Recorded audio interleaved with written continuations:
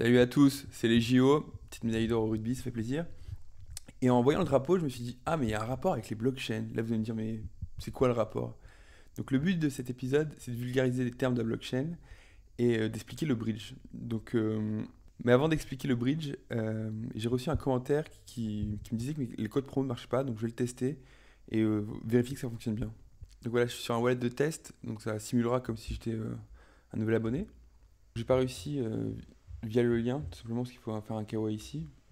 Donc Steve, j'ai pas réussi à utiliser le lien, peut-être que tu as raison. Donc pour tous les autres, utilisez plutôt tout simplement le code promo. Je viens de faire le test, ça fonctionne. Comme vous voyez là, c'est passé à gratuit en utilisant ce code promo. Donc peut-être essaye cette méthode ou sinon envoie un mail au support ou chope d'autres codes promo. Et pour ceux qui veulent toujours participer au concours, sachez qu'il y a un code Monerium à gagner. Vous commandez une News is Paid, vous m'envoyez un screenshot à l'adresse mail indiquée en dessous et je vous envoie un code Monerium tout simplement. Donc voilà, qu'est-ce qu'une blockchain? Donc on dit souvent que c'est un registre, un livre grand ouvert où on peut lire toutes les transactions, ce qui est vrai.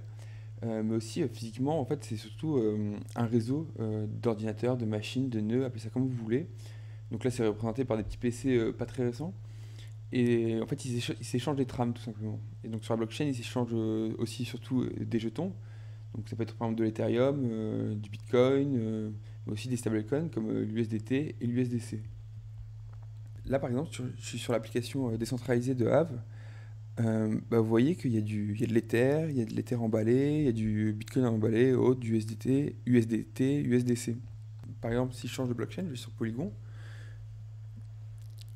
et vous allez voir qu'il y a aussi il y a aussi par exemple du Bitcoin emballé, de l'Ether emballé, et aussi de l'USDT et de l'USDC. Et donc en reprenant cette image, déjà il y a une problématique. Ça c'est un réseau, par exemple ça peut être le réseau Ether qui est représenté par ça. Votre jeton, il passe, il est validé, il passe de wallet en wallet et il est bloqué. Et la question, en fait, c'est comment il passe d'une blockchain à une autre.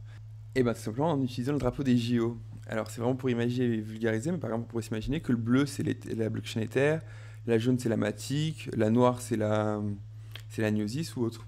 Et vous pouvez avoir autant de blockchains que vous voulez. Et ben, ces intersections-là, par exemple, pour passer de Ether à Matic, eh ben, on va utiliser un bridge. Et un bridge, c'est quoi? Tout simplement qu'en anglais, c'est un pont, une passerelle. Et donc, c'est des applis décentralisées qui permettent en fait, de passer de l'un à l'autre, tout simplement. C'était la petite vidéo vulgarisation du jour. Et je vous souhaite de très bons JO. Allez, ciao!